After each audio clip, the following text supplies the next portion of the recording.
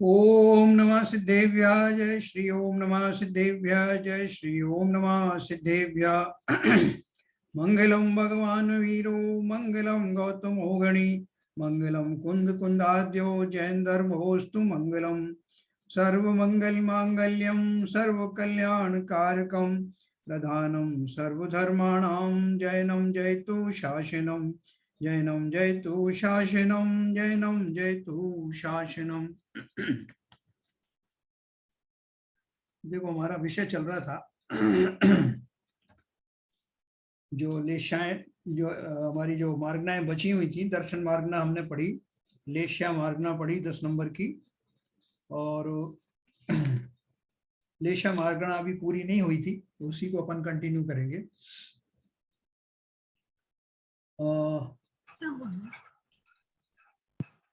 Paragraph number 3, कषायों का सद्भाव मात्र 10वें गुणस्थान तक ही पाया जाता है। तो फिर उसके ऊपर की गुणस्थानों में लेशा होगी या नहीं, ऐसा सवाल उठना स्वाभाविक है ना। कषाय नहीं होने पर भी केवल योगों का सद्भाव 11वें 12वें और 13वें गुणस्थान में होता है, इसलिए वहां उपचार से यानी भूतपूर्व न्याय से लेशा कही जाती है। जैसे मैंने आपको बताया कि वो चूंकि योग और कषाय एक साथ होते हैं, उसको लेशा कहते हैं। मतलब योगों में लिपटी हुई कषाय, वो कषाय चली गई लेकिन योग रह जाने के कारण उपचार से ऐसा कहा जाता है कि 13वें गुण स्थान में भी लेशा है, क्योंकि योग रहते हैं वहां तक। 11वें 12वें 13वें गुण स्थान में उपचार से शुक्ल लेशा बताई है। 14वां गुण स्थान अयोगी गुण स्थान है, वहां तो योग भी नहीं है, इसलिए उस गुण स्थान में लेशा भी नहीं है। ये अपन ने पढ़ा था पहले। संक्लेश यानी तीव्र कषाय अशुभ भाव और विशुद्धि यानी मंद कषाय शुभ भाव। संक्लेश के परिणाम कहते हैं, जैसा उनके परिणाम हो, संक्लेशित परिणामों से वो मरा, तो मर करके नरक गया है या क्षुद्र भावों में गया। तो संक्लेशित का अर्थ क्या है, मतलब तीव्र कषाय के भाव से, तो जिसे अशुभ भाव भी कहते हैं। और विशुद्धि परिणाम, विशुद्ध परिणामों से गया इसका विशुद्धि यानी मंद कषाय यानी शुभ भाव पूर्वक। संक्लेश से विशुद्धि तक कषायों के अनेक प्रकार पाए जाते हैं। अपन ने कल एक बात करी थी परसों कि एक अपन एक जैसे लंबी लाइन खींच दें एक एक लेशा की, वैसे लेशा के परिणाम उन्होंने जो 6 भागों में डिवाइड किए हैं, जिसमें मतलब तीव्र कषाय, फिर उससे हल्का कषाय, फिर उससे हल्की होते होते जो शुक्ल लेशा है उनमें बहुत ही मंद कषाय होता है। इसलिए जो बाद की 3 कषाय हैं, पीत पद्म और शुक्ल, उनको शुभ लेश्याओं में माना गया है। तो शुभ लेश्या का अर्थ क्या है, शुभ लेश्या का मतलब लेश्याएं स्वयं ही शुभ नहीं है, बल्कि इसलिए कि उस जाति के जो परिणाम होते हैं वो शुभ वाली कैटेगरी वाले लोगों के होते हैं। तो कृष्ण, नील, कापोत, ये 3 जो है जो खोटी लेश्याएं बताई गई हैं, जिनमें ज्यादातर जो कौन कौन से गुण स्थान वाले रहते हैं अपन ने नीचे पढ़ा था, फिर से पढ़ेंगे। पहले से चौथे गुण स्थान तक 6 लेश्याएं पाई जाती हैं। यानी पहला यानी प्रथम जो मिथ्यात्व गुण स्थान है जो हम सबका है, वहां से लेकर के सम्यक दर्शन की प्राप्ति तक का जो गुण स्थान है, उसमें 6 लेश्याओं का सद्भाव पाया जाता है। अर्थात उसमें रहने वाले जीवों में कोई सी भी, इन 6 लेशाओं में से कोई सी भी लेशा एट ए टाइम हो सकती है। 5वें से 7वें गुण स्थान तक पीत पद्म और शुक्ल 3 शुभ लेशाएं हैं। जैसे देव हैं, देवों से पीत लेशा शुरू हो जाती है।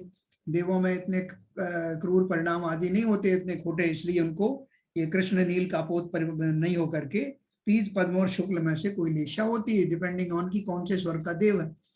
जितना ऊपर के स्वर का देव होगा उसकी लेशा उतनी ज्यादा अच्छी होगी, शुक्ल होगी।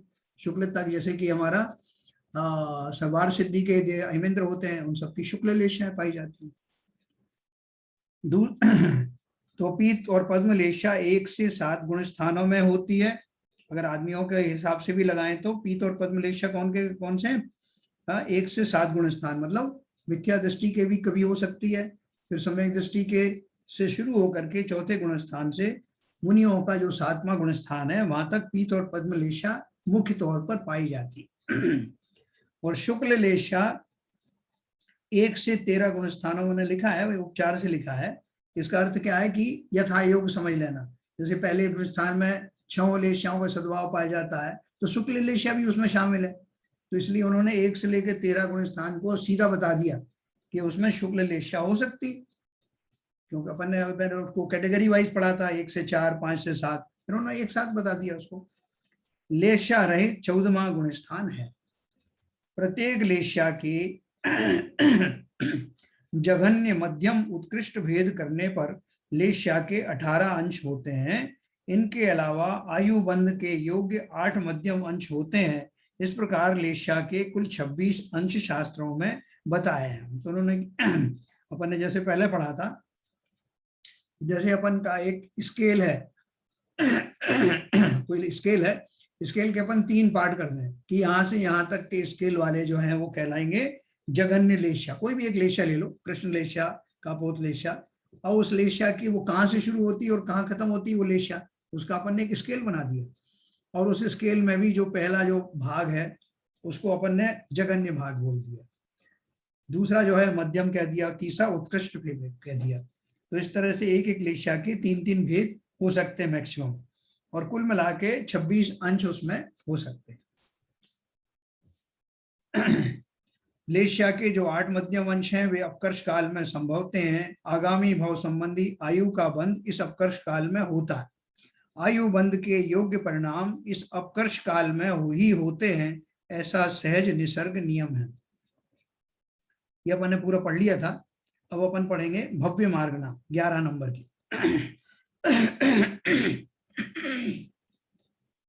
भव्य के बारे में अपन ने पहले पढ़ चुके हैं। भव्य तो अव्यक्त क्या होते हैं? जिन जीवों का सम्यक दर्शन प्राप्त होना पक्का है, वो अवश्य होगा, देर सवेर से होगा, वो सब भव्य जीव हैं। और जिन जीवों को कभी भी सम्यक दर्शन प्राप्त नहीं होगा और इस प्रकार उनकी कभी मुक्ति नहीं होगी, वो संसार में ही रहेंगे, भले ही वो जो है 9वें ग्रेवे तक जाकर के वापस आ जाएं, स्वर्गों के देव बने, बहुत कुछ रिद्धियां भी प्राप्त कर सकते हैं, लेकिन मोक्ष नहीं जा सकते। ऐसे सारे जीव अभव्य कहलाते हैं। तो उनकी ये चर्चा है इसमें। भव्य मार्गना में क्या बोल रहे हैं? इसमें संसारी जीवों के भव्य और अभव्य 2 भेद पाए जाते हैं। भव्य शब्द का अर्थ है होने योग्य। भव्य माने होने योग्य। अनंत चतुष्टय रूप स्वरूप की प्राप्ति होने की जिनमें शक्ति है वे सब भव्य हैं। अनंत चतुष्टय है ना, कौन से?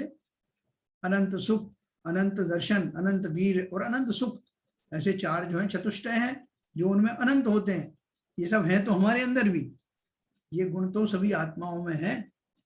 कौन कौन से सुख गुण है, वीर गुण है, ज्ञान गुण है, दर्शन गुण है, लेकिन उनके वो जो है पराकाष्ठा पर पहुंच जाते हैं, मैक्सिमम लेवल तक पहुंच जाते हैं, इसलिए वो अनंत होते हैं।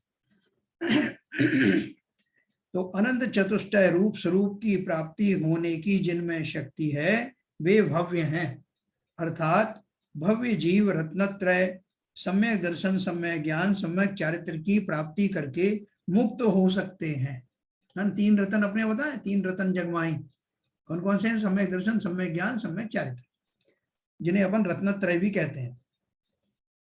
वैसी उनमें योग्यता पाई जाती है। जिन जीवों में ऐसी शक्ति, ऐसी योग्यता ही नहीं होती, उन्हें अभव्य कहते हैं, है ना। जो कभी जा नहीं पाएंगे मोक्ष, में क्या है? सम्यक दर्शन, सम्यक ज्ञान, सम्यक चारित्र, ये तीनों का वो प्रकट नहीं कर पाते, उनमें ऐसी योग्यता नहीं होती, जो अभव्य होते हैं। अब भव्य जीव में भी 2 प्रकार के जीव होते हैं। भव्य जीव भी 2 प्रकार के पाए जाते हैं। कोई भव्य जीव ऐसे हैं कि मुक्त होने की योग्यता होने पर भी वे कभी मोक्ष मार्ग प्रकट नहीं करते और मुक्त नहीं होते। वे अनंत काल संसार में ही परिभ्रमण करते रहेंगे। अन्य जो भव्य हैं वे कालांतर से मुक्त होंगे। इसके अपन ने डिस्कशन किया था ना, ये दूरान दूर भव्य होते हैं कि उनमें योग्यता तो होती है लेकिन उनको यथा योग्य निमित्त नहीं मिल पाता, इसलिए वो भी अभव्यों की तरह ही मुक्त हो नहीं पाते। फर्क इतना है कि उनमें योग्यता ही नहीं होती, इनमें योग्यता तो होती है लेकिन वैसे निमित्त नहीं मिल पाने के कारण ये भी मुक्त नहीं हो पाते। तो सोचो हमको कितनी दुर्लभता से ये भव्यता मिली है, हमें इसमें कोई शंका भी नहीं कि हम भव्य नहीं है। किसी को शंका है क्या? सारे लोग ये मानते हैं, इसका विश्वास है। तो ये विश्वास जो है सच्चा ही है। जिन्हें जिनेंद्र भगवान की जिनवाणी के ऊपर में इतनी श्रद्धा है, रुचि है, वो अवश्य ही भव्य जीव हैं। तो बोल रहे हैं मुक्त होने के पश्चात इन जीवों को भव्य नहीं कहते, वे अभव्य भी तो है नहीं। जो अभी मुक्त जीव है, सिद्ध जीव है, सिद्धों को क्या बोलते हैं? वो भव्य हैं कि अभव्य हैं? बताओ शिवजन साहब, ये मुक्त जीव है वो भव्य हैं कि अभव्य हैं? वो तो भव्य होना चाहिए। जीव जब थे, जब भव्य थे, अब तो उन्होंने, अब तो वो सिद्ध बन गए। हाँ, अब तो मुक्ति हो गई, अभी तो मुक्ति प्राप्त कर ली। हाँ, पर मुक्ति प्राप्त करने से पहले वो हाँ, भव्य थे, इसलिए थे। उनको मुक्ति प्राप्त की उन्होंने। हाँ, तो थे आ गया ना उसमें शब्द। हाँ थे। तो अब तो क्या कहते हैं, अब तो मुक्त हो गए, तो भव्य और का कोई प्रश्न ही नहीं है। तो अभव्य तो वो पहले भी नहीं थे, अभव्य तो पहले भी नहीं थे, और भव्य पहले थे। भाई ठीक है ना देखो, जो भव्य भव्य जो आपने डेफिनेशन बताई है, जी? वो संसारी जीवों के लिए बताई है। बिल्कुल सही है। जब सिद्ध हो गए तो वो संसारी जीव ही नहीं रहे, तो भव्यता कहाँ हाँ, से रहेगी? वाह, बहुत बढ़िया है। तो इसलिए ना तो वो अभव्य है और ना ही भव्य है। यस। बस, मुक्त होने के पश्चात इन जीवों को भव्य नहीं कहते। भव्य की अपन ने परिभाषा क्या पढ़ी थी? होने वाली, होने योग्य। होने तो हो गए अब। वे अभव्य भी तो है नहीं, भव्यत्व शक्ति की अभिव्यक्ति होने के कारण भव्य अभव्य के पार ऐसे ये मुक्त जीव हैं। इनमें जीवत्व नाम की पारिणामिक शक्ति होती है। अपन ने पढ़ा था परम पारिणामिक जो भाव होते हैं वो 3 होते हैं: जीवत्व, भव्यत्व, अभव्यत्व। तो भव्यत्व अभव्यत्व का तो निपटारा अपन ने अभी कर ही दिया। अब वो क्या रह गए? जीवत्व वाला भाव वाले रह गए। ठीक है। तो ऐसा भव्य अभव्य विभाजन क्यों किया है? किसी ने क्वेश्चन किया, वो बोल रहे हैं ये किसी ने किए तो नहीं है, जीव की यह सहज योग्यता है। इसलिए भव्यत्व और अभव्यत्व भी पारिणामिक भाव है। किसी भी कर्म की किसी भी अवस्था के कारण यह तय नहीं होता, है ना? कोई बोले कि साहब मेरा कोई कर्म का कौन सा उदय है, ये अपन ने डिस्कस किया था, कौन सा उदय जिसके कारण मैं भव्य हूं और दूसरा अभव्य। तो उन्होंने बोला कि ये निसर्ग में, प्रकृति में ऐसी ही व्यवस्था है कि कुछ जीव जो है वो अभव्य होते हैं। ये किसी कर्म की अपेक्षा से नहीं है, ये नेचर में ही ऐसी व्यवस्था है। तो इसलिए उसको कर्म से रिलेट नहीं करना, क्योंकि वो स्वाभाविक भाव है, परिणामिक भाव। मैं अभव्य तो नहीं हूं ना, इस तरह का विचार करके गलत गात यानी घबराने की आवश्यकता नहीं है। पुरुषार्थहीन व्यक्ति ही इस तरह के निराशाजनक विचार या नेगेटिव थिंकिंग करते हैं। अपने को तो एक पल के लिए भी ऐसा नहीं लगता कि हम अभव्य होंगे, नहीं लगता ना। इसका अर्थ ही है कि हम सब भव्य हैं, कोई शंका नहीं। पद्मानंदी आचार्य ने लिखा है कि आत्मा की चर्चा भी जो अत्यंत प्रीतिपूर्वक सुनता है वह निश्चित ही भव्य है और निकट भविष्य में मुक्ति का पात्र है। तत्प्रति प्रीति चित्तेन येन वार्ता अपि ही श्रुता निश्चितम सभवेत भव्यो भावी निर्वाण भाजनम। जो अपन ने पढ़ा उसका अर्थ ही है कि जो जयेंद्र भगवान की चर्चा प्रीति सहित प्रीति चित्त से सुनता है वो निश्चित ही भव्य है और निर्वाण के योग्य। पहले गुणस्थान में भव्य और अभव्य दोनों प्रकार के जीव होते हैं। दूसरे से 14वें गुणस्थान तक के जीव नियम से भव्य ही होते हैं, है ना? तो पहले गुणस्थान दोनों हो सकते हैं। अब देखो, अब सम्यक्त मार्गणा अपन पढ़ रहे हैं, क्योंकि अपन ने क्या पढ़ा अभी कि जो इस मार्गणा के स्वरूप होने वाले जो किस्में हैं, भव्य और अभव्य, उनमें कौन से उनमें जीव का पाए जाते हैं, ये एक मार्गणा हुई। अगली मार्गणा है सम्यक्त मार्गणा। इस सम्यक्त मार्गणा में रहने वाले जो जीव हैं वो कौन कौन सी दशाओं में रहते हैं, उनकी उन अवस्थाओं को गुणस्थान कहते हैं। तो वहां भी तरह तरह के जीव रहते हैं। अपन जीवों का अन्वेषण कर रहे हैं ना मार्गणाओं के सिलसिले में। तो सम्यक्त मार्गणा क्या हुई? यहाँ मात्र सम्यक्त की चर्चा नहीं है, अपितु सम्यक्त मार्गणा की चर्चा है। सम्यक्त की अपेक्षा जीवों का विभाजन है। यहाँ जीवों के मुख्य 2 भेद होंगे। कौन कौन से? सम्यक्त रहित जीव और सम्यक्त सहित जीव। सम्यक्त रहित जीवों में मिथ्यात्व, सासाधन और मिश्र ऐसे 3 गुण स्थान वाले जीव, ऐसे 3 भेद होते हैं। सम्यक्त सहित जीवों में औपशमिक सम्यक्त वाले, छायोपशमिक सम्यक्त वाले और छायिक सम्यक्त वाले जीव, ऐसे 3 भेद होते हैं। अपन बात करिए उसके भेद करने की, तो जो सम्यक्त से रहित हैं वो कौन कौन से गुण स्थान वाले हो सकते हैं? पहले गुण स्थान वाले जीव को सम्यक दर्शन है क्या? नहीं है। दूसरे गुण स्थान वाला जो बीच में अधर में लटका है उसको भी सम्यक दर्शन नहीं है। और तीसरा जो मिश्र गुण स्थान में है, क्योंकि कोई अपना सम्यक तो चौथे गुण स्थान से शुरू होता है, तो ये गिरने वाले गुण स्थान है, इसलिए तीसरा जो मिश्र गुण स्थान है उसमें भी सम्यक दृष्टि जीव नहीं है। किस किस में है? वो अपन को ऊपर के गुण स्थानों में सब में है, 4 से ऊपर वाले। फिर उन्होंने एक दूसरा प्रश्न उठाया कि सम्यक कितने प्रकार का होता है, उसके हिसाब से भी तो भेद करो ना। तो उसके हिसाब से कर दिया। कौन कौन से सम्यक्त होता है? औपशमिक सम्यक्त वाले, जिनको पहली बार प्रथमोपशम सम्यक्त होता है, वो सब औपशमिक सम्यक्त वाले होते हैं, जो अंतर मुहूर्त तक रहता है। उसके बाद या तो जीव निश्चित ही मिथ्या दृष्टि बन जाता है फिर से, या छायोपशमिक सम्यक दृष्टि होकर के लंबे साल काल तक सम्यक दृष्टि बना रहता है, या छायिक सम्यक दृष्टि होकर के उन मिथ्या की समस्त प्रकृतियों का नाश करके और छायिक सम्यक दृष्टि बन जाता है। तो इस तरह से 3 उन्होंने सम्यक सहित जीवों में औपशमिक सम्यक्त वाले, छायोपशमिक सम्यक्त वाले और छायिक सम्यक्त वाले जीव, ऐसे 3 भेद होते हैं। इस प्रकार सम्यक्त मार्गणा में जीवों के 6 भेद होते हैं। इनमें से पहले 3 भेद अनुक्रम से पहले 3 गुण स्थानों में होते हैं। प्रथमोपशम सम्यक्ति जीव चौथे से 7वें गुण स्थान तक होते हैं। चौथे से 7वें गुण स्थान तक होते हैं प्रथमोपशम सम्यक्त वाले। तो डायरेक्टली बहुत सारे लोग पहले गुण स्थान से चौथे में जाते हैं, या 5वें में भी जा सकते हैं, या 7वें में भी जा सकते हैं। छायोपशमिक जीव चौथे से 7वें गुण स्थान तक होते हैं, है ना। जो छायोपशमिक सम्यक्तधारी है चौथा गुण स्थान में भी होगा और वो 7वें गुण स्थान तक भी पहुंच सकता है। छायिक सम्यक्ति जीव चौथे से 14वें गुण स्थान तक होते हैं। चौथे गुण स्थान में होंगे और उसके बाद में कंटिन्यूअस श्रेणी आरोहण में भी वो बने रहेंगे, चपक श्रेणी चढ़ते हुए भी रहेंगे, 13वें गुण स्थान में भी रहेंगे अरहंत बनते समय, और 14वें गुण स्थान में भी रहते हैं। अब सिद्ध भगवान को नहीं होगा क्या? सिद्ध भगवान को क्यों छोड़ दिया? बोले उनको कोई गुण छायिक सम्यक दृष्टि है कि नहीं है? तो उन्होंने बोला सिद्ध भगवान भी छायिक सम्यक दृष्टि है। अगर दर्शन के हिसाब से देखो, है ना, गुण स्थान तो रहे नहीं, गुण स्थान से तो पार पहुंच गए, लेकिन उनका जो सम्यक दर्शन है वो तो बना हुआ है ना। तो वो कैसा वाला है? छायिक सम्यक दर्शन। द्वितीयोपशम सम्यक्ति जीव चौथे से 11वें गुण स्थान तक पाए जाते हैं, क्योंकि उपशम श्रेणी चढ़कर 11वें में से वापस लौटकर क्रम से 6वें तक आकर वहां से नीचे चौथे तक आ सकते हैं।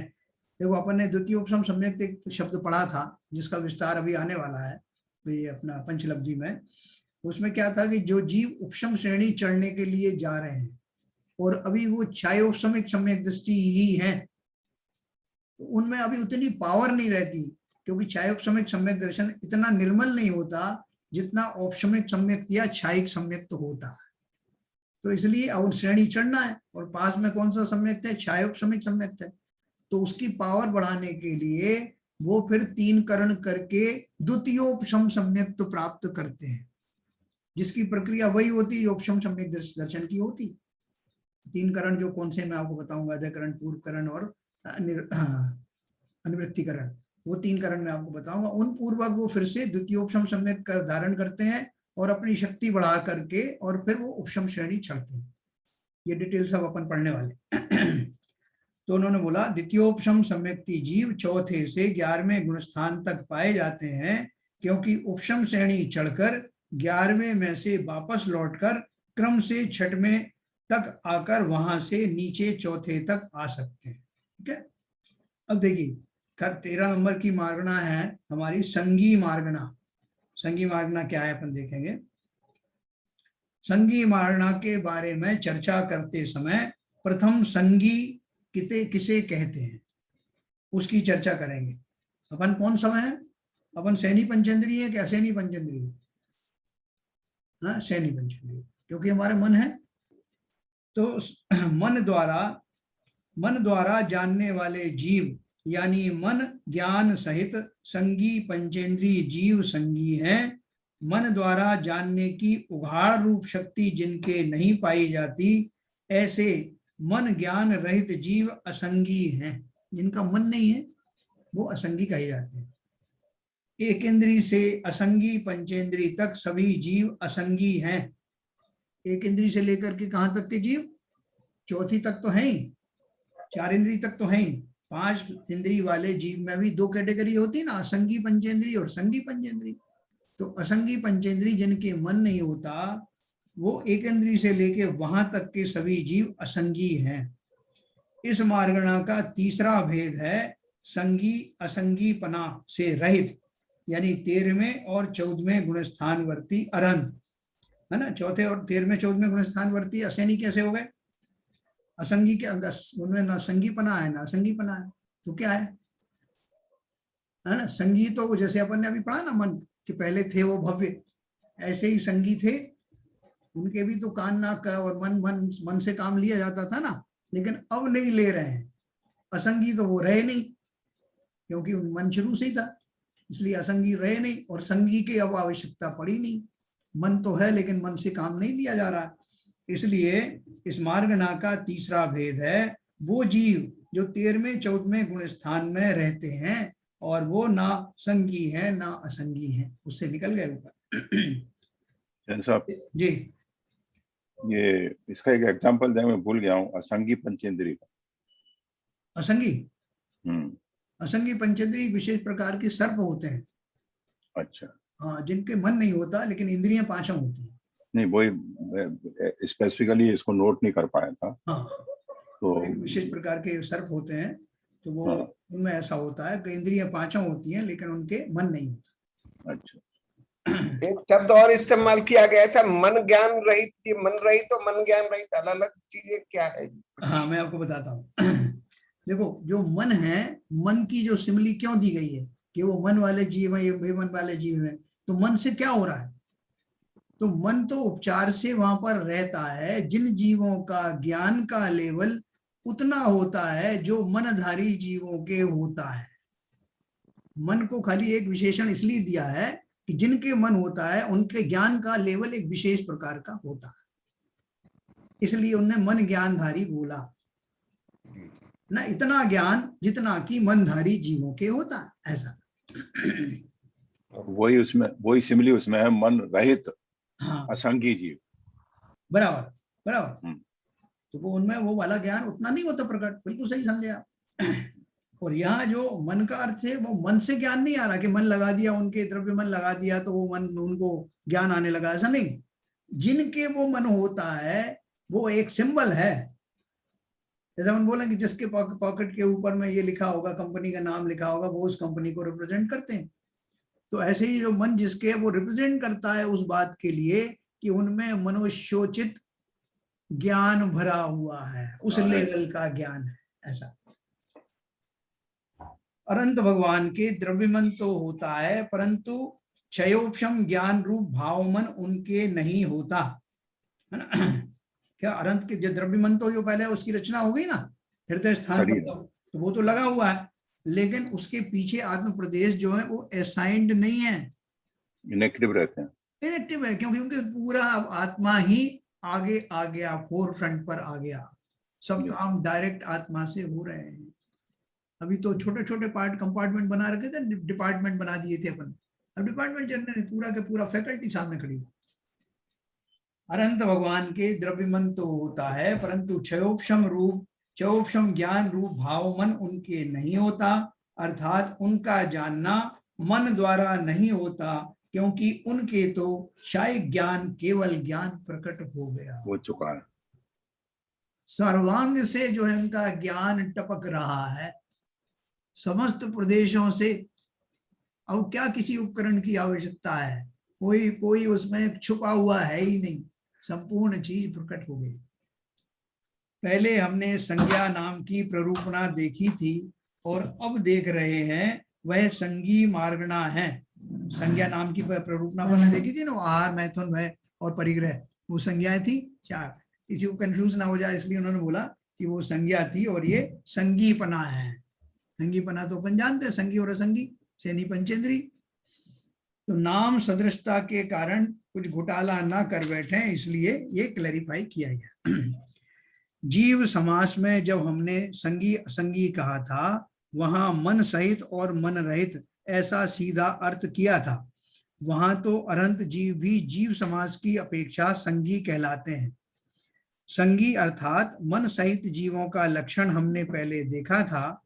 मन द्वारा हित अहित के ग्रहण, त्याग रूप शिक्षण, इच्छानुरूप हाथ पैर आदि की क्रिया, उपदेश का ग्रहण, स्मरण, याद आदि करने वाले जीव, मनुष्य, हाथी, घोड़े, कुत्ते, कई पंछी और प्राणी और देव, नारकी सभी संगी जीव हैं। शेष एकेंद्री से असंगी पंचेंद्री तक के सभी त्रियंच असंगी हैं। ये कल एक बार उन्होंने उसकी परिभाषा बता दी कि संगी जीवों की एग्जाम्पल क्या है, उदाहरण बताई। बाकी आप सबको क्लियर हो गया ना, संगी जीव कौन है, असंगी जीव कौन है, एक बात।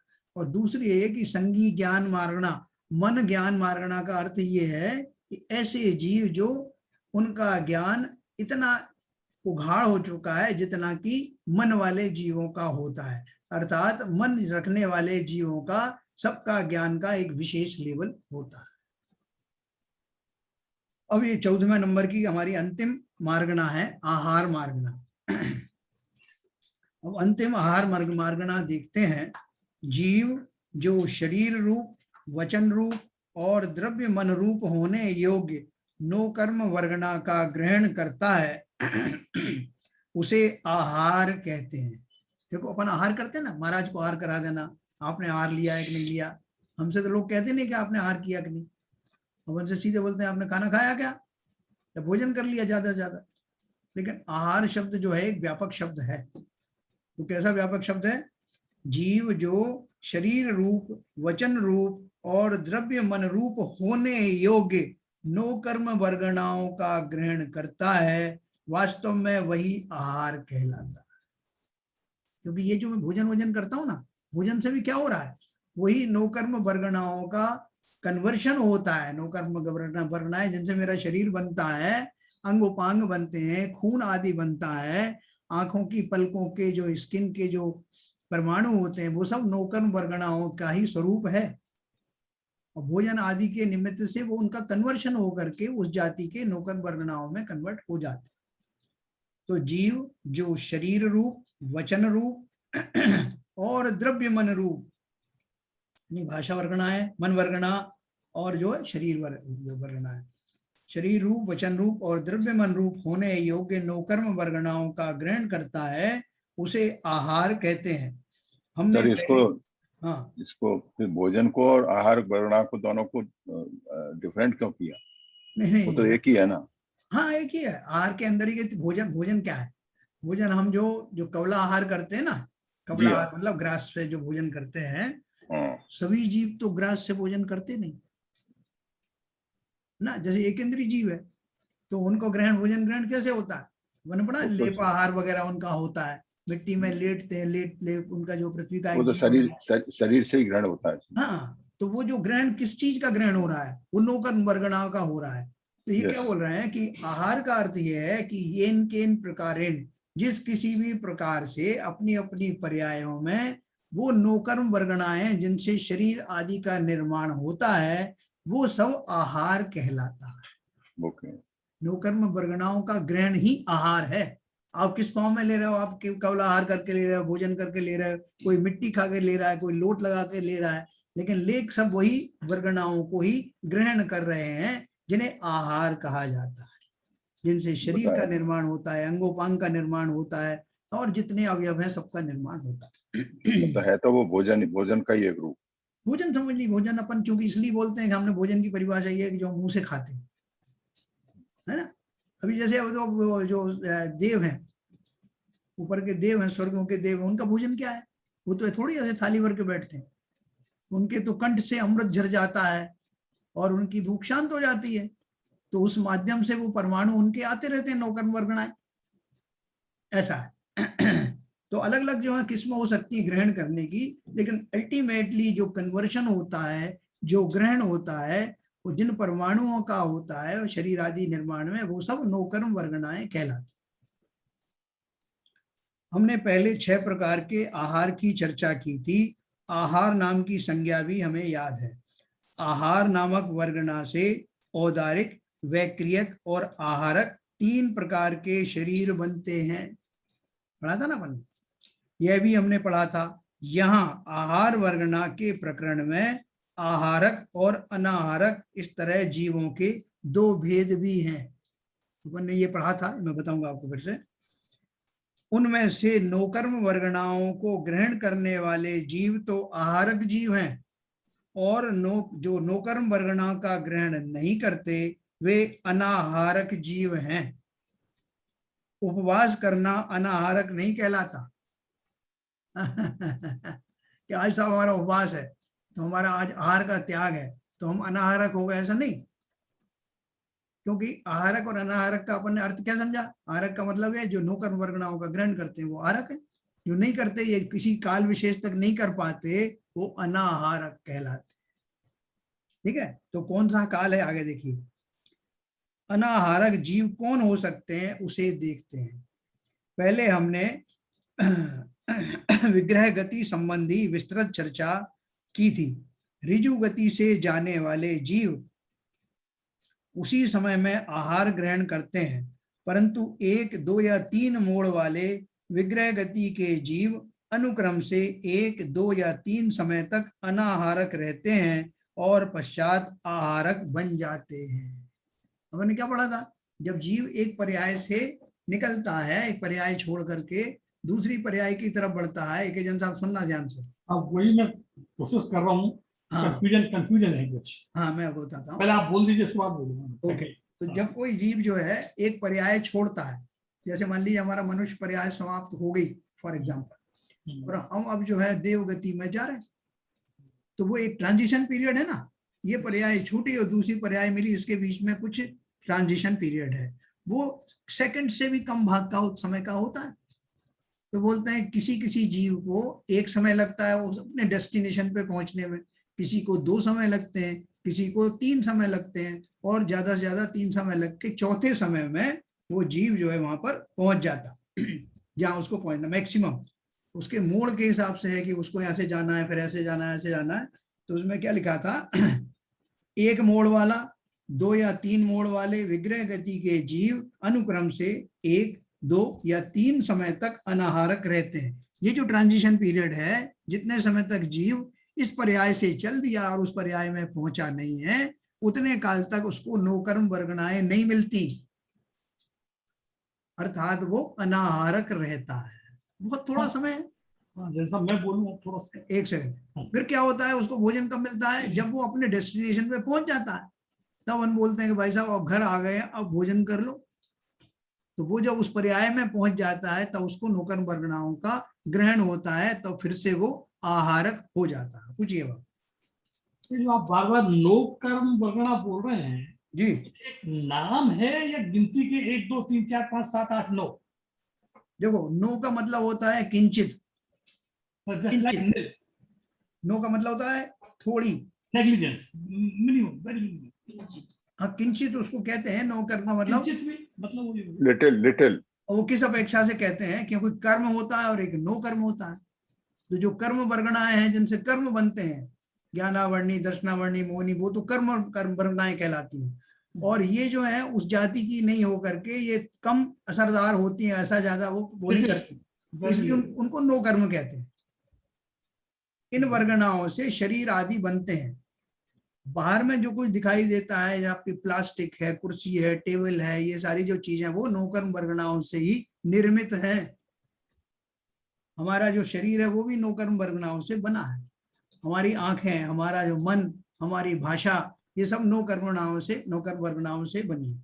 नौकर्म वर्गणा एक बड़ा शब्द है, व्यापक शब्द है। उसके अंडर में आहार वर्गणा आती है, जिनसे 3 शरीरों का निर्माण होता है। भाषा वर्गणा अलग से होती है, मनोवर्गणा अलग से होती है, ठीक है, और तेजस वर्गणा उसमें ही आती है। ऐसे सब मिलाकर के जो शरीर के डिफरेंट अवयव हैं वो सारे नौकर वर्गणाओं के अंतर्गत ही आते हैं। तो ये तो बहुत ही लिटिल हो गई। और बड़ी वाली कर्म वर्गना फिर नहीं, ये जितनी चीजें आपने नो कर्म वर्गना में कवर कर दिया तो या फिर बड़ी वाली भी कोई होती है? वो कर्म वर्गना है, वो दूसरे हैं जिनसे अपने कर्म बंद होते हैं ना, जैसे अपना ये ज्ञानावर्णी कर्म, दर्शनावर्णी कर्म, मोहिनी, अंतराय, वेदनी, ये सब आपने सुने हैं ना 8 कर्म। हाँ बिल्कुल। तो उनका जो निर्माण होता है वो नो कर्म वर्गनाओं के स्कोप में नहीं आता। उससे कर्म से ही बनता है। वो सिर्फ कर्म वाले उन्हीं परमाणुओं से बनता है जिनमें वो कर्म रूप परिवर्तित होने की योग्यता होती है। ठीक है, उनसे शरीर नहीं बनता।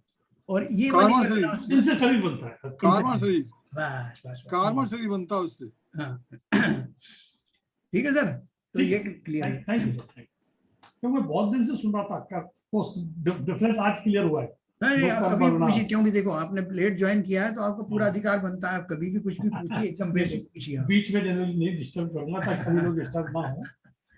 चलिए, और आप इवन बाद में भी जो है ना ऑफलाइन भी पूछ सकते हैं। तो ऋजु गति से जाने वाले जीव उसी समय में आहार ग्रहण करते हैं। जिन जीवों को एकदम सीधा जाना है, सीधी कहीं मोड़ नहीं मुड़ना है, दूसरी गति में जाना है, तो एक समय में वहां पहुंच जाते हैं। तो एक समय पहुंच जाते हैं तो एक समय तो मिनिमम समय है, तो उन्हें अनाहारक कभी रहे ही नहीं। यहाँ से शुरू हुआ वहां पहुंच गए, और वहां पहुंचते ही उनको आहार मिल गया। तो इसलिए 1 या 2 या 3 मोड़ वाले विग्रह गति के जीव अनुक्रम से 1, 2 या 3 समय तक अनाहारक रहते हैं और पश्चात आहारक बन जाते हैं। प्रतर और लोक पूर्ण प्रकार का केवली समुद्घात करने वाले जीव अनाहारक होते हैं। देखो, जो अपन ने पढ़ा था कि जो केवली का समुद्घात होता है ना, समुद्घात किसे बोलते हैं? जिसमें केवली के समुद्घात में क्या होता है, जो उनकी अंतिम समय में जो आयु रह गई कम, और बाकी के 3 जो उनके ये जो कर्म हैं, कौन कौन से अघातीय कर्म 3 जो बचे, जो आयु तो है नाम, गोत्र और वेदनी।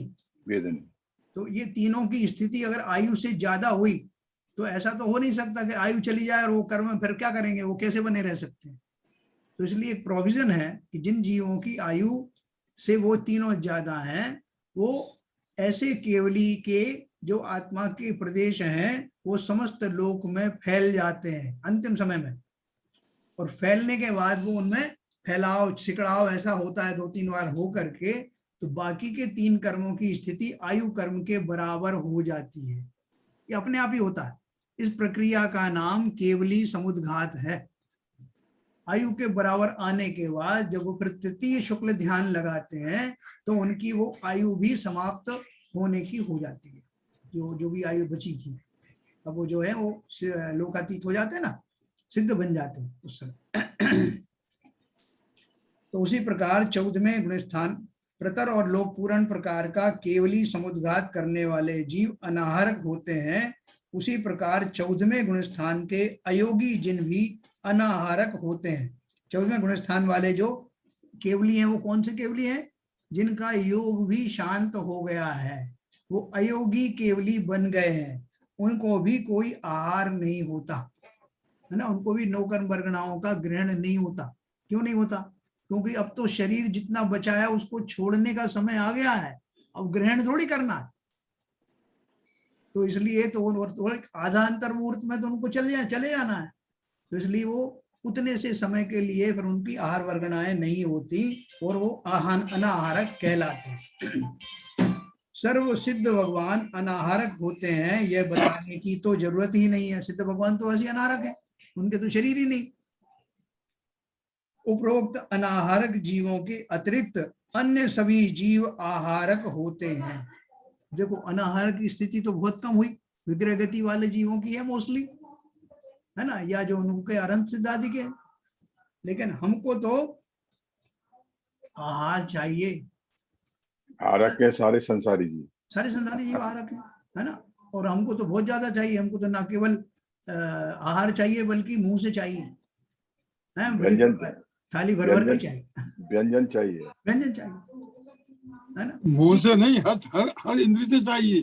हर इंद्री के तो खैर चाहिए, लेकिन भोजनों में बहुत वैरायटी अपन को चाहिए। लोगों को अपन यही बोलते हैं घर पे भी कि हमारा क्या जीवन में और क्या है, मौज शौक यही तो है। गोलगप्पे तो खा लेने दो। हाँ, इस जिह्वा इंद्री मिली है तो उसका पूरा पूरा जो है हम लोग उसका फायदा उठाने दो। ठीक है, हमें मालूम नहीं कि उस जिह्वा इंद्री के हम दो तरह से उसका दुरुपयोग कर रहे हैं। कौन से दो तरह से? जब भी किसी को रसना इंद्री मिलती है तो रसना इंद्री से उसकी क्या क्या दो चीजें क्या क्या हो जाती हैं। एक तो उसको भोजन आदि में स्वाद आने लगता है, दूसरा उसी के कारण वो बोल पाता है। सभी जीवों में जब रसना इंद्री आती तभी उनको जो शब्द हैं या वचन हैं वो उनके प्रकट होते हैं, दो इंद्री वाले जीवों से ऑनवर्ड।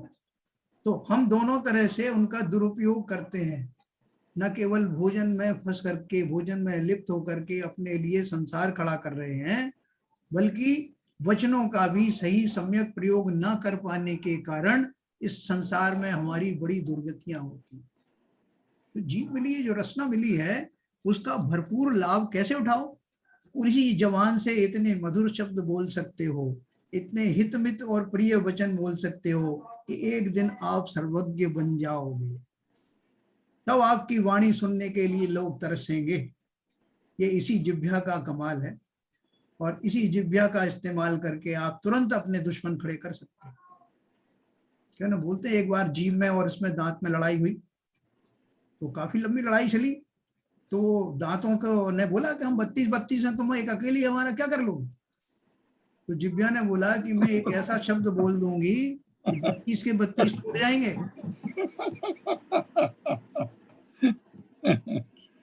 सही बात है, 32 ही बाहर आ जाएगी। हाँ, तो वो ऐसा बोल रहे थे, किसी का लड़ाई हुई तो उन्होंने बोला मैं तुम्हारे 64 दांत तोड़ दूंगा। उन्होंने कहा 64 दांत तोड़ दोगे। तीसरा आदमी खड़ा था, उसने कहा कि भाई साहब 64 कैसे आपने बोल दिया, इसके तो 32 ही हैं। बोले मुझे मालूम था कि तुम बीच में जरूर बोलोगे, इसलिए मैंने तुम्हारे भी काउंट कर लिए, तुम्हारे काउंट करके 64 बोला था। तो कहने का अर्थ ये है कि इस जिह्वा का हमने सदा काल से दुरुपयोग किया है। हम उसको कड़क तरह से भी बोल सकते हैं और अच्छे मधुर ढंग से भी बोल सकते हैं।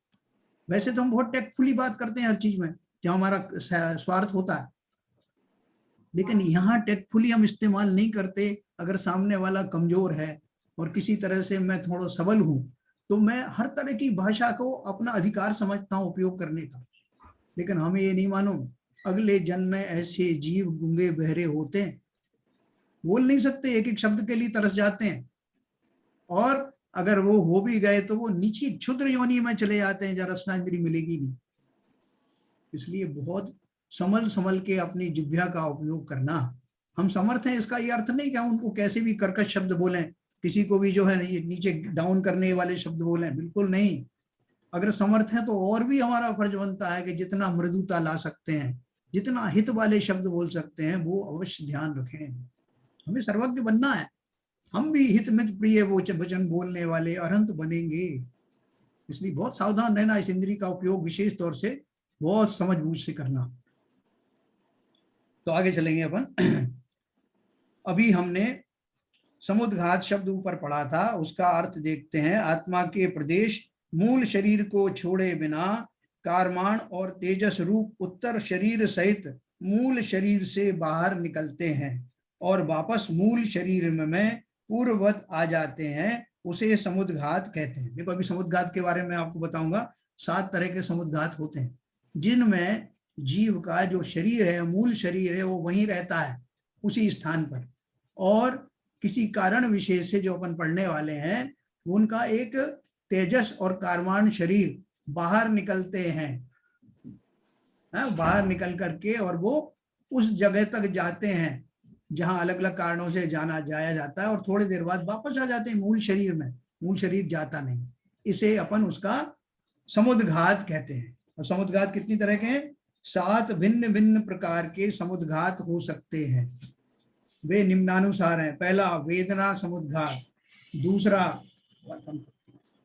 दूसरा कषाय समुद्घात, तीसरा वैक्रियक समुद्घात, चौथा मारणांतिक समुद्घात, 5वां तेजस समुद्घात, 6वां आहारक समुद्घात, और 7वां केवली समुद्घात, है ना। इसमें से मैं आपको 1-2 ही खाली बताऊंगा। वेदना समुद्घात में मैंने बताया, जब जीव को बहुत वेदना होती, तीव्र वेदना होती है, तो उसके शरीर के से ये इस तरह के जो उसके प्रदेश हैं आत्मा के बाहर निकल आते हैं, जिसके कहते हैं आंखें बाहर निकल आई। तो वो क्या होता है, एक सिमिली बता रहा हूं मैं आपको, उसमें बहुत वेदना के समय में ये आत्मा के जो प्रदेश हैं वो बाहर निकल आते हैं मूल शरीर से और कुछ समय पश्चात वापस जाते हैं। इसी तरह से कषाय समुद्घात में, इनका कभी विस्तार से मैं आपको आगे बताऊंगा।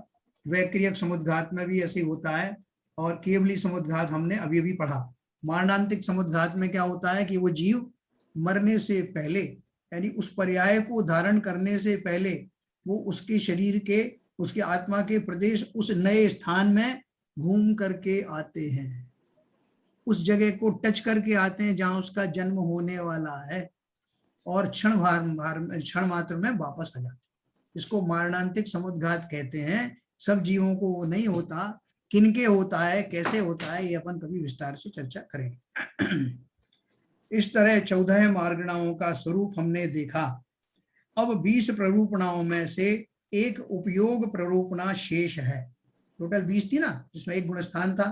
14 ये मार्गणाएं हो गई, और 14 और 1 15, और 4 हमने जो विशेष मार्गणाएं पढ़ी, जो संज्ञा आदि थी, जो 4 मार्गणाएं जो पढ़ी थी विशेष, उनमें 5वीं एक उपयोग जो है वो बचा हुआ है। तो फिर उसके बाद फिर समिंग करूंगा मैं आपको, उपयोग क्या होता है। 20 प्ररूपणाओं में से एक उपयोग प्ररूपणा शेष है। वह तो समझने में आसान है। ज्ञान मार्गणा के अनुसार जीव को जितने ज्ञान हो सकते हैं, और दर्शन मार्गणा के अनुसार जितने दर्शन होते हैं, उन दोनों को मिलाकर जीव के उपयोग कितने हैं उसकी संख्या बता सकते हैं, है ना। 5 जैसे हमारे इसके होते हैं ज्ञान के, और 4 इसके होते हैं, तो टोटल 9। हमने सभी संसारी जीवों का गुणस्थान, जीव समास, देखो हमने क्या क्या पढ़ा अभी तक, समरी है। हमने सभी संसारी जीवों का गुणस्थान, जीव समास, पर्याप्ति, प्राण, संज्ञा, गति, इंद्री, काय, योग, वेद, कषाय, ज्ञान, संयम, दर्शन, लेश्या, भव्य, सम्यक्त्व, संगी, आहार और उपयोग, इन 20 प्ररूपणाओं द्वारा वर्णन देखा। क्या वर्णन देखा कि संसारी जीव किन किन अवस्थाओं में मिलेंगे। अपन किसी को बोलना भाई साहब मुझे जरा तलाश करना है कि वो डॉक्टर कहाँ कहाँ मिलेंगे, तो बता देंगे वो कि इन प्रांतों में ज्यादा मिलेंगे, और किसी ने उसमें अपना वो एप्रन पहन रखा होगा, किसी ने नहीं भी पहन रखा होगा, तो बोले उनका क्या सिम्टम होगा, उनकी क्या पहचान होगी, तो पहचान बता दी, अब आप खोज लो। तो ऐसे ही जीवों की जब मैं खोज करने निकला तो बताया गया कि ऐसे 20 स्थान उन्होंने पिन पॉइंट किए हैं जहां जीव उन दशाओं में मिलते हैं, पाए जाते हैं। ऐसे 20 मार्गणाएं, इनसे अलग कहीं नहीं मिलेंगे। तो 20 प्ररूप हम वर्णन देखा। सिद्ध भगवान गुणस्थानातीत हैं, इनके अलावा अन्य सभी जीवों का वर्णन हमने देखा। अब सिद्ध जीवों में इन प्ररूपणाओं की चर्चा करेंगे, सिद्धों के बारे में। सिद्धों के गुण स्थान नहीं है क्या गुण स्थान? गुण स्थानों से ऊपर निकल गए, गुण स्थान नहीं है, जीव समास नहीं है, मतलब 1 इंद्री 2 इंद्री आदि जो जीव समास है वो भी नहीं है। क्या एक जन साहब, सिद्ध भगवान पे कोई इंद्रियां हैं क्या?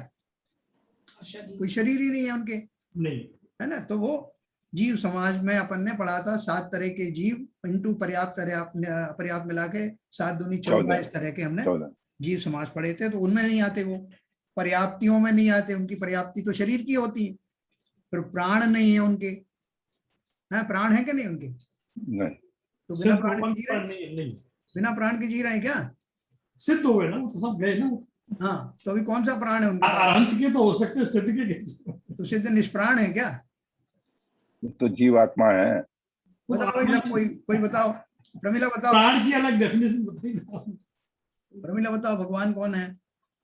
सिद्ध भगवान जो है वो प्राणहीन है क्या, निष्प्राण है क्या, कि प्राण है उनके? परम प्राण है।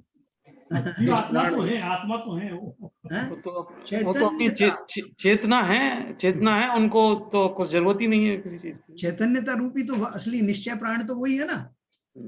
जो बाकी के जो प्राण कहलाते हैं वो जो निश्चय प्राण नहीं कहते अपन, तो वो तो व्यवहार प्राण है। व्यवहार प्राण है। हाँ। उनको व्यवहार प्राण की जरूरत नहीं। उन व्यवहार प्राण के पीछे निश्चय प्राण उपस्थित है कि नहीं, चेतना रूपी। तो इनके तो डायरेक्ट चेतना है, उपकरणों की जरूरत ही नहीं। तो इसलिए वो जीव समास भी नहीं है, पर्याप्ति नहीं है, प्राण नहीं है, संज्ञा नहीं है, उनकी सिद्ध गति है, उनके इंद्रिय नहीं, काय नहीं, योग नहीं, वेद नहीं, कषाय नहीं। अब वो लोग कुछ भी नहीं है तो वो क्या करते होंगे वहां? फिर क्यों वहां बैठे हुए हो? हैं? फिर क्या आनंद रहा? अरे आनंद ही आनंद है, अनंत सुख का अनंत सुख, अनंत ज्ञान, है ना। जिस कारण से वो रुका हुआ था, वो कारण तो यहीं रुक गए, संसार में ही रह गए, इन्हीं से तो रुका हुआ था। उसकी सब कोई अब जरूरत रही नहीं, तो वो अपने स्वभाव रूपी समस्त उन गुणों से, उन पूरी तरह से परिपक्वता के साथ में विद्यमान है, इसलिए पूर्ण सुखी है ना। किसी ने किसी को बोला कि वो आदमी एकदम नंगा रहता है, उसको कंट्रोल कैसे करें? उससे ये भी तो नहीं कह सकते कि मैं तेरा ये कर दूं, उसको क्या है, नंगा आदमी है। तो उन्होंने बोला उसके ऊपर पहले एक अंडरवियर फेंको और फिर एक बनियान फेंको, और फिर उससे कहो कि अगर तूने ज्यादा गड़बड़ करी तेरी बनियान उतार दूंगा पहले, तो दूसरी की नंबर बाद में आएगा, तो डर जाएगा। लेकिन जिसको उसका मोह ही नहीं हुआ, जिसको इन चीजों की आवश्यकता नहीं, उसे कैसे डराओगे? जिस शरीर के माध्यम से आत्मा को कष्ट पहुंचाने की कोशिश की जाती थी, संसार में आत्मा को कोई कष्ट नहीं पहुंचा सकता, कोई भी ताकत आत्मा को कष्ट नहीं पहुंचा सकती। शरीर का माध्यम बना करके हम उसे डराते रहते हैं कि तुमने गड़बड़ किया तो शरीर को कोड़े पड़ेंगे, और हमने शरीर को ही अपना स्वरूप मान लिया, इसलिए हम डर जाते हैं। इस छल का लाभ लेकर के प्रकृति में ऐसी व्यवस्थाएं हैं, नरक में चले गए भाई साहब, यहाँ सड़ोगे, ये करो, अरे भाई साहब मुझे नहीं जाना नरक में, जबकि वो शरीर को ही सारे कष्ट मिलते हैं। लेकिन प्रकृति जानती है कि इस बेवकूफ को शरीर में इतनी आसक्ति है कि शरीर को धमकाने मात्र से ये डर जाएगा। इसलिए प्रकृति जो भी सजाएं देती है वो शरीर के माध्यम से देती है, और जो अशरीरी हो गए हैं ऐसी दशा उन्हीं को मिलती है जिन्हें अब कोई डराने नहीं आएगा। उस अशरीरी वाले जीव को अनंत सुख की प्राप्ति हो गई है, और उसको कोई लोभ लालच या कोई भय की किसी तरह का कोई चांस नहीं है। तो देखो उनके केवल ज्ञान और केवल दर्शन है, परंतु संयम मार्गणा समान संयम नहीं है, वे संयम से रहित हैं। संयम नहीं का अर्थ चारित्र नहीं ऐसा मत समझना। सिद्धों के तो क्षायिक चारित्र होता है। देखो इसका मतलब चारित्र की परिभाषा क्या होगी? हम तो चारित्र किसे समझते हैं कि भाई साहब वो क्या बोलते हैं, मुझे अनुव्रत तो क्या, वो तो परम महाव्रत करते हैं, महाव्रत का धारण करते हैं और ऐसा ऐसा वो करते हैं, इतना इतना उत्कृष्ट तप करते हैं, यही है उनका चारित्र। पर ये तो बाह्य चारित्र है। असली चारित्र क्या है? निश्चय चारित्र किसे कहते हैं? जब जीव अपनी आत्मा में जो कि वो है उसके स्वरूप में समा जाता है, मग्न हो जाता है, तो वही निश्चय चारित्र है। और वो तो उसकी पराकाष्ठा पे पहुंच गए, दिन रात उसी में ही तो है, अपने में ही मस्त है, अपने में ही लीन है। इसलिए उनसे बड़ा चारित्रधारी कौन होगा? चारित्र की असली परिभाषा। तो इसलिए उन्होंने कहा सिद्धों के तो क्षायिक चारित्र होता है, सिद्धों के लेशा नहीं है, वे भव्य अभव्य भी नहीं है, सम्यक्त में से उनके क्षायिक सम्यक्त है, वे संगी या असंगी नहीं है, वे अनाहारक हैं। उनके केवल ज्ञान और केवल दर्शन मिलाकर दो उपयोग हैं। एक साथ होते हैं इनके केवल दर्शन केवल ज्ञान, जबकि संसारी जीवों को पहले केवल दर्शन होता है फिर केवल ज्ञान, मतलब पहले दर्शन होता है फिर ज्ञान होता है, और केवल ज्ञानी को दोनों एक साथ होते हैं। जीव संबंधी यह सब जानकारी हमने 20 प्ररूपणाओं द्वारा देखी। यह सब संयोगों का, विभावों का परद्रव्य सापेक्ष कथन है। जीव संबंधी यह संपूर्ण जानकारी हमें केवल ज्ञानी के दिव्य ध्वनि द्वारा प्राप्त हुई है, ज्ञात हुई है। देखो उन्होंने एक क्या बात बढ़िया लाइन लिखी है, यह सब संयोगों का, विभावों का परद्रव्य सापेक्ष कथन है। ये जो हमने इतनी कैटेगरी बनाई, ये किसकी अपेक्षा से बनाई? किसके कितनी इंद्रियां हैं, किसकी क्या चीज की कमी है, किसको क्या संयोग मिल रहा है, कौन कर्मों से लिप्त है, किसको नो कर्म वरणाएं मिली हैं या नहीं मिली हैं। तो ये संयोग वियोगों की अपेक्षा से ये कैटेगरीज बनाई गई हैं, है ना। जिनवाणी का यह संपूर्ण कथन यथार्थ है, फिर भी जब हम मात्र जीव द्रव्य का विचार करते हैं तब संयोगों का यह सारा कथन व्यवहार नय का कथन है, यह बात हमारे ख्याल में आती है।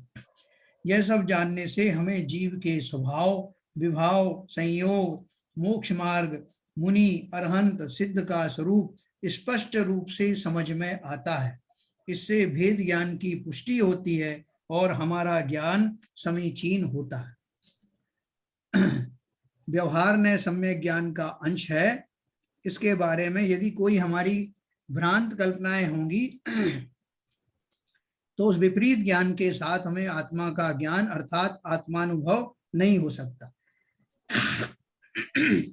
जिनवाणी अगाध है, अमृतमय अध्यात्म रस से ओतप्रोत भरी हुई है। हम जितना गहरा अध्ययन करेंगे उतना ही उसका रस और आनंद बढ़ता जाता है। करणान योग के अध्ययन से मेरा भी अभी प्रवेश ही हुआ है, अध्ययन शुरू हुआ है, ठीक है। इसकी स्वसन्नता से भेद ज्ञान का बल मिलता रहता है। तो बोल रहे हैं पंडित टोडरमल जी ने सम्यक ज्ञान चंद्रिका की पीठिका में लिखा है कि उच्च कुल, पूर्ण आयु, इंद्रियों का सामर्थ्य, निरोगीपना, सुसंगति, धर्म रूप अभिप्राय, बुद्धि की प्रबलता आदि का मिलना उत्तरोत्तर महादुर्लभ है। सो हम प्रत्यक्ष देखते हैं। इतनी साधन सामग्री मिले बिना ग्रंथ का अभ्यास बनता नहीं। हमने भाग्य से यह अवसर पाया है। क्या उच्च कुल मिला है, पूर्ण आयु मिली है, इंद्रियां मिली हैं, निरोगी जी मिला है ना। तो क्या बोल रहे हैं, जैसे तैसे बने इस शास्त्र का अभ्यास करो। अन्य जीवों को जैसे बने तैसे शास्त्राभ्यास कराओ। जो जीव शास्त्राभ्यास करते हैं उनकी अनुमोदना करो, है ना। ये ध्यान में रख करके उन्होंने क्या लिखा है, इनसे इनकी परंपरा से कार्य सिद्धि होती है, महत्वपूर्ण पुण्य उपजता है। हम सब भी नित्य नियम से शास्त्र स्वाध्याय, चिंतन मनन करते रहें और स्वसन्मुखता पूर्वक आत्मानुभव करके भेद ज्ञान करते रहें। इस भावना के साथ इस पुस्तक का समापन करते हैं। ठीक है साहब, आज हमने इस पुस्तक को समापन किया। हमने शुरू किया था इसको 5 मार्च 21 को। तो हमको इसके बीच में बहुत सारी हमने रेफरेंस बुक भी पढ़ी, कारण कार्य भी पढ़ा, और भी बहुत सारी पुस्तकें इसके माध्यम से पढ़ी। और आज ये अब कितने महीने हो गए बाबूजी? 4 महीने हो गए करीब। 4 महीने नहीं, 6वां चल रहा ना ये। मार्च में चालू किया था। हाँ तो 5 जुलाई आने में क्या दिन रह गए? नहीं 21 मार्च बोल रहे ना। हाँ मार्च बोल रहा हूँ। 5 मार्च, अप्रैल, मई, जून, जुलाई। जुलाई कहाँ है सर? ये आज खत्म हो गया। अरे हाँ, सर 4 महीने तो हुए, 4 महीने। 5 मार्च को शुरू हुआ, 5 जुलाई को 5 जुलाई को 4 महीने हो जाएंगे। 5 जुलाई में क्या दिन रह गए? 21 जुलाई बता रहे हैं। 21 मार्च, 5 मार्च से शुरू हुआ है। 3.5 महीने, 3.5 महीने। 5 मार्च से 5 मार्च बोल रहे हैं बाबूजी। 5 मार्च बोल रहे भाई साहब? हाँ 5 मार्च। 5 मार्च, 5 अप्रैल, मई, जून और जुलाई। हाँ ठीक, 4 महीने हो गए। पौने 4 महीने है, 7 दिन कम है 4 महीने में। हाँ तो देखो इस प्रकार हमने इसका संपन्न किया। बहुत सब लोगों को अच्छा लगा होगा, मुझे उम्मीद है। किताब का नाम क्या है? जैन धर्म यानी ये करणान योग परिचय है, डॉक्टर उज्ज्वला शाह की। आप मुझसे प्राप्त कर सकते हैं जब आप यहाँ आएंगे खारघर में। नहीं, मैं आपकी मुंबई में ही हूँ। खारघर आ गए आप? हाँ। अच्छा, कब आ गए साहब? अभी परसों ही आया, सब शाम को रात में आया था। तो देखो हमने ये करणान योग की एक बहुत बड़ी एक उपलब्धि है हमारी कि हमने इतने आसान शब्दों में उसको इतना सारा जो है गोमट सार का निचोड़ समझ लिया, क्योंकि वो गोमट सार पढ़ना बहुत मुश्किल है। हाँ बहुत मुश्किल है भाई, वो बड़ा नीरस सा लगता है जब पढ़ते हैं ना किताबों में। आप बताते हैं तो मजा आता है। हम लोग तो एक एजेंडा, हम तो कर चुके हैं स्वाध्याय का, गोमट सार का दोनों कांड। सर क्या है, हमने तो बचपन में पढ़ा था, तो बाल तब में निकल गया। बाद में तो गृहस्थी में घुस गए, सरकारी नौकरी में घुस गए। अब तो अपने अभी निकले बस। उन्हीं कांडों से फुर्सत नहीं मिलती। है? हाँ सही बात है, सही बात है। तो चलो, ये सबको बहुत अच्छा लगा होगा। अब इससे ये खंडान जो खत्म हो गया जी, अब कल अपन कल से कल मैं आपको अवधि ज्ञान और मनपर्य ज्ञान का विशेष जो मैंने बोला था आपको बताने के लिए बताऊंगा आपको, और फिर अपन पंचलब्धि पुस्तक शुरू करेंगे। हाँ बिल्कुल जरूरी है। तो चलिए, सबका बहुत बढ़िया, सबको बहुत बहुत धन्यवाद। जय जिनेन्द्र। जिनवाणी स्तुति करेंगे।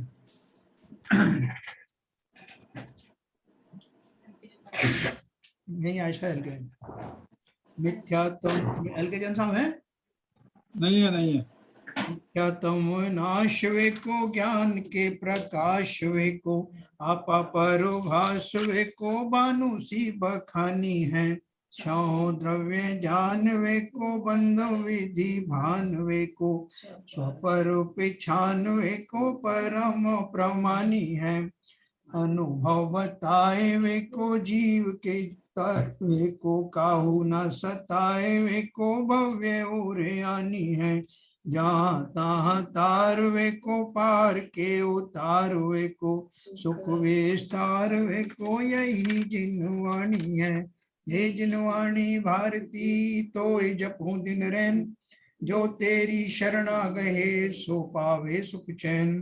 के ज्ञान तैं सूझे लोकालोक, सो वाणी मस्तक धरूं, सदा देतूं दो। जिनवाणी माता की जय। नोवा नमकार।